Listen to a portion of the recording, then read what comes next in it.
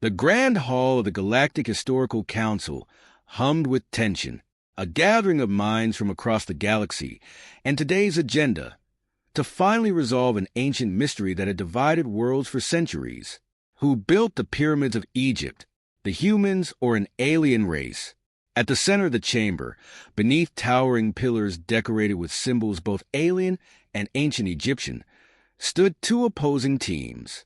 On the left, representing Earth, was Dr. Jason Carter, scruffy, middle-aged, with a perpetual 5 o'clock shadow. He wore the air of a man who'd spent far too many nights researching obscure historical facts. Flanked by his colleagues, he stood confidently, his expression a mix of amusement and exasperation. Beside him was Mark Simmons, a solidly built engineer sipping from a thermos. "Bet the aliens can't figure out how to make a decent cup of coffee," Mark said, drawing a smirk from Jason. Terry Miller, their younger, hyper-focused archaeologist, adjusted his glasses and muttered excitedly about ancient ramps and leverage techniques. On the right, the alien team glowed, literally, led by Gloric, a tall, regal being covered in shimmering golden scales. They exuded superiority. Gloric raised his hand and gestured to his team of engineers and scientists, including Norsk, a stocky, blue-skinned engineer who looked like he hadn't lifted anything heavier than a data pad in his life, and Vrox, a jittery technician already fiddling nervously with a device strapped to his arm. "Behold!" Gloric boomed, his voice reverberating across the chamber.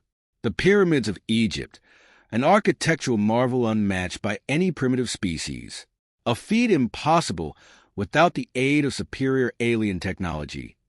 Behind him, a massive 3D hologram of the pyramids shimmered into existence, the alien symbol-laden interpretation of Egypt's greatest monuments.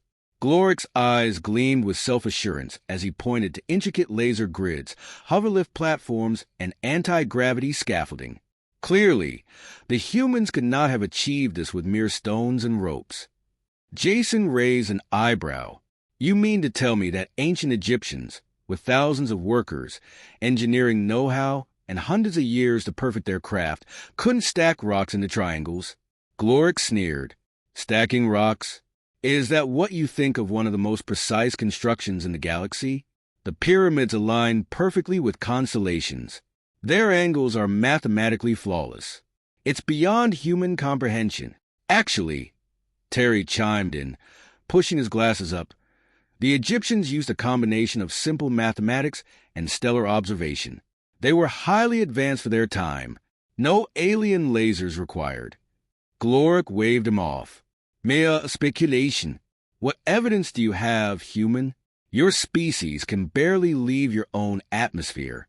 Jason, growing tired of Gloric's grandstanding, stepped forward. "We have actual evidence, historical records, tomb inscriptions, and the pyramids themselves. They're built using methods that are well documented. Ramps, sledges, manual labor. It's not flashy, but it works." Mark nodded, taking a sip from his thermos. "Sweat, not circuits. Simple as that." The council mediator, a floating robotic entity with no features other than a glowing eye that changed colors as it spoke, hovered into view. "It seems both sides are adamant in their claims," it said in a neutral monotone. "To resolve this dispute once and for all, we propose a contest." The room grew still. Both the human and alien teams will recreate a pyramid under the conditions of Earth's environment. Each may use their own methods. The team to finish first, with the most accurate structure, will be declared the victor. This contest will commence in the Egyptian desert. Do you both accept?" Gloric leaned back, folding his arms with a self-satisfied grin. "We accept, of course. Let us demonstrate to the galaxy the true power of advanced technology." Jason shrugged. "Sure, why not? I've always wanted to show off some old-school ingenuity." The mediator blinked green, signifying agreement. "Very well. The Galactic Builder-Off will commence tomorrow at dawn." As the teams were dismissed to prepare, Jason turned to his team. "We're going to need some solid plans. The alien tech might be fancy, but it doesn't handle well in unpredictable environments." Mark chuckled. "Yeah, And Egypt's desert isn't exactly a tech-friendly zone. Their hover drones won't know what hit them. Terry grinned, his enthusiasm palpable. I can't wait to see how they cope with sandstorms.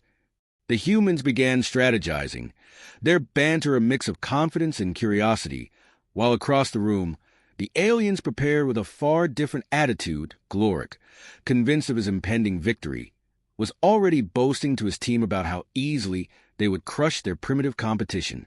As Jason watched Gloric leave, he smirked. I almost feel bad for them, he said to Mark. Almost, Mark replied, tossing the empty thermos into his bag. But not quite. With that, the stage was set for a showdown that would pit human determination and cleverness against alien technology in the harshest conditions imaginable. Tomorrow, history and the future would be decided. The Egyptian desert stretched endlessly beneath a relentless sun, the heat shimmering in waves off the golden sands. As the humans and aliens stood at the base of their respective plots, the air crackled with tension. The great galactic build-off was about to begin. Dr. Jason Carter squinted against the sun, adjusting his hat as he surveyed the empty land in front of him. Beside him, Mark Simmons was already stretching his muscles, preparing for what he called the world's toughest workout. Terry Miller, their archaeological genius, was busy measuring distances, pacing out the perfect alignment for the base of their pyramid. Hot enough for you, Mark, Jason quipped, wiping the sweat from his brow. Mark chuckled. Could use some clouds, but hey, it's perfect pyramid-building weather. He flexed his arms, grinning. Just like the old Egyptians had to deal with, right? Across the desert, Gloric stood with his arms folded, overseeing his alien team like a military general. His gold scales shimmered under the sun as he barked orders in a guttural alien language. Norsk and Vrox, his engineers, scrambled to assemble their hover drones and gravity manipulation devices, both of them clearly sweating under the weight of their equipment. Let the contest commence. The robotic mediator's voice echoed across the desert, signaling the start of the builder-off. Without hesitation, Gloric's team activated their hover drones. The sleek machines rose into the air, humming with energy as they hovered over the ground, preparing to lift heavy stone blocks using anti-gravity fields. Gloric smiled triumphantly, watching the drones hover with precision. Humans will see how superior technology truly is, he muttered under his breath, loud enough for Jason to hear. Jason grinned unfazed. Sure, Gloric. Just wait until the sand clogs those fancy machines of yours. He turned to his team. Let's get to work, guys. The human team's approach was simple. No technology, no shortcuts. Just muscle, tools, and teamwork. Mark started by hauling large stones onto wooden sledges, strapping ropes around them with practiced ease. With each pull, he strained against the weight, the muscles in his arms and back bulging as the heavy blocks moved inch by inch. Terry, meticulous as ever, ensured each stone was placed precisely, using nothing but simple geometry and strings to measure the angles and alignments. This is exactly how they did it, he muttered, beaming with excitement. We're replicating history here. Meanwhile, the alien team's high-tech operations were already encountering problems. The first hover drone, as sleek and advanced as it was, struggled to maintain stability in the hot desert winds. Vrox furiously tapped on a control pad, trying to adjust the settings, while Norsk waved a device around, scanning for atmospheric interference. The sand, Vrox stammered, his fingers twitching nervously. It's messing with the anti-grav fields. They're too unstable. Gloric snarled, narrowing his eyes as the drone began to wobble in midair. Fix it, he barked, his voice full of barely controlled frustration. We cannot afford to fail here. We are superior in every way. But as the wind picked up, another drone malfunctioned, sending a block of stone crashing into the sand with a heavy thud. Norsk yelped, nearly crushed by the falling debris. Gloric's golden scales shimmered angrily, his pride visibly crumbling along with their progress. On the other side of the desert, the humans were making slow but steady progress. Jason and Mark worked together, hauling stone after stone, their faces drenched in sweat. Every so often, they paused to take a swig of water and exchange a few jokes. Mark, leaning against a massive stone block, cracked a grin. "You think the Egyptians complained this much about the heat?" Jason chuckled. "Oh, probably. Though I bet they didn't have to listen to aliens brag about hover drones." Terry, checking the alignment of the pyramid's base, chimed in. "At least we don't have to deal with failing tech. The beauty of ancient engineering, low failure rate." With every push and pull, the humans' pyramid began to take shape, stone by stone. Their work was deliberate, calculated, and above all, human. They didn't have the speed of the aliens' technology, but their methods were reliable, and that was all that mattered. Meanwhile, Glorik's frustration was reaching a boiling point. Vrox had managed to stabilize one of the drones, but not before two others had crashed into each other, sending stone blocks tumbling down the side of their half-built pyramid. Norsk was nearly in tears, unable to keep up with the repairs. "This is an embarrassment," Glorik roared, kicking a pile of sand in frustration. "How can technology as advanced as ours be defeated by a mere dust storm?" Jason overheard and couldn't resist. "I guess you should have studied the environment a little better, Glorik. We've been dealing with deserts for thousands of years." Glorik's glare could have melted stone, but Jason just smiled and continued with his work. The human team was halfway done, and while their progress was slow, it was consistent. Every block they placed stayed in place, no hover drones required. As the sun dipped lower in the sky, the contest was far from over, but it was becoming clear. Brute strength and simple tools were faring far better in the unforgiving desert than advanced alien technology. And the humans, for the first time, began to sense that victory was within their grasp. The sun had begun to set, casting long shadows across the desert as the day's labor stretched into its final hours. The human team's pyramid, though not complete, was unmistakably taking form. Each stone meticulously placed, every angle precise. Sweat dripped from their brows, but they worked with a quiet determination, knowing they were on the brink of victory.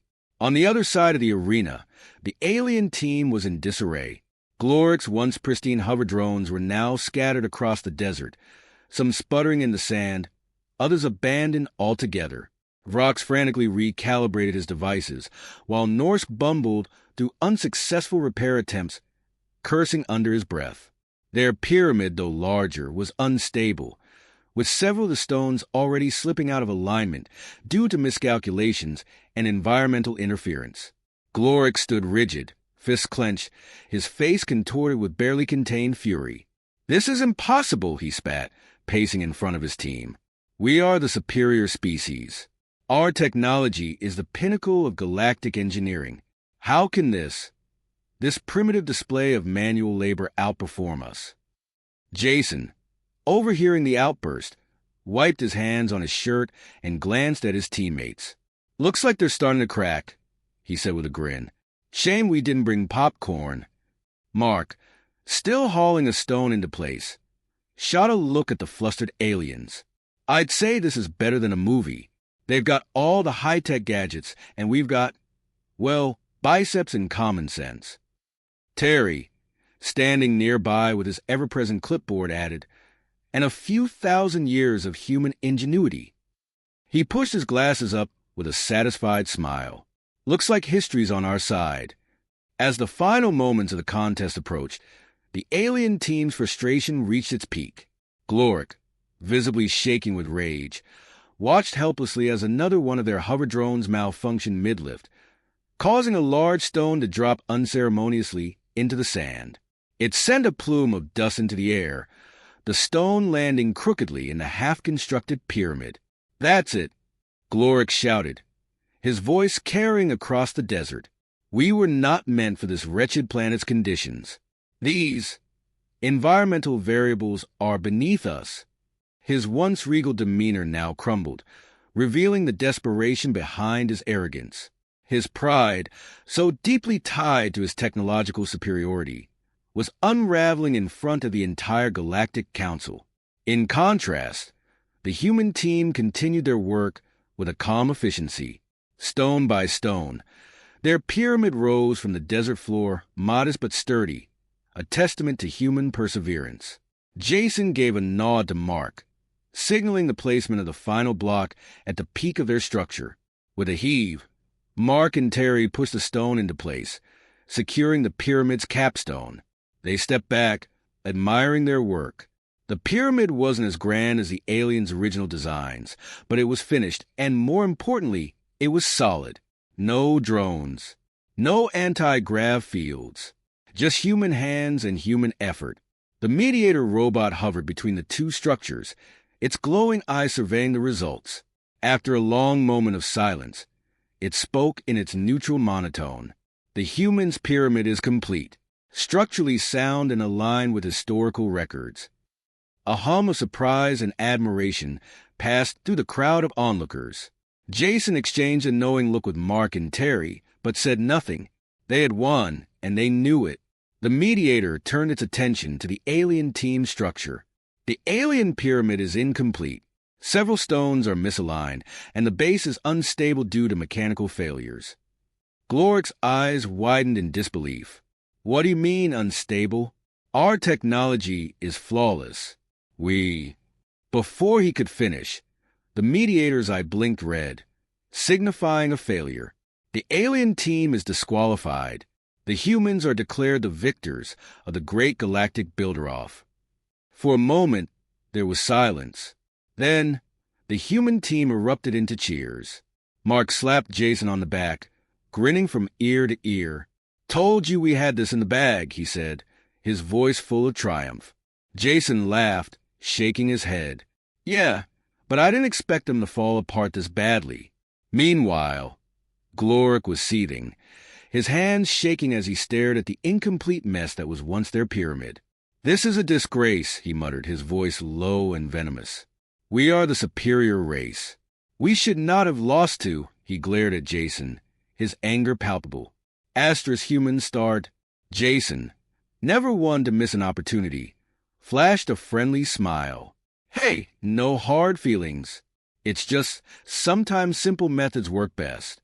He shrugged. "Plus, we've had a few thousand years to perfect this whole building pyramids thing." Gloric growled but said nothing. He turned sharply, motioning for his team to pack up their equipment. Too humiliated to argue further, Vrox and Norse followed, heads hanging low as they gathered their malfunctioning devices. As the alien team retreated, the humans stood victorious, their modest pyramid standing tall against the fading desert sun. They had won, not through superior technology, but through grit, determination, and an understanding of the land they called home. Mark looked up at their completed pyramid, wiping the sweat from his brow. "Well, that was a day's work." Jason nodded, grinning. "And I bet it'll still be standing in another 5,000 years. With their triumph secured, the humans walked off into the sunset, their laughter echoing across the desert, leaving behind a lesson that would resonate throughout the galaxy. Sometimes, it's not about how advanced you are. It's about knowing how to get the job done.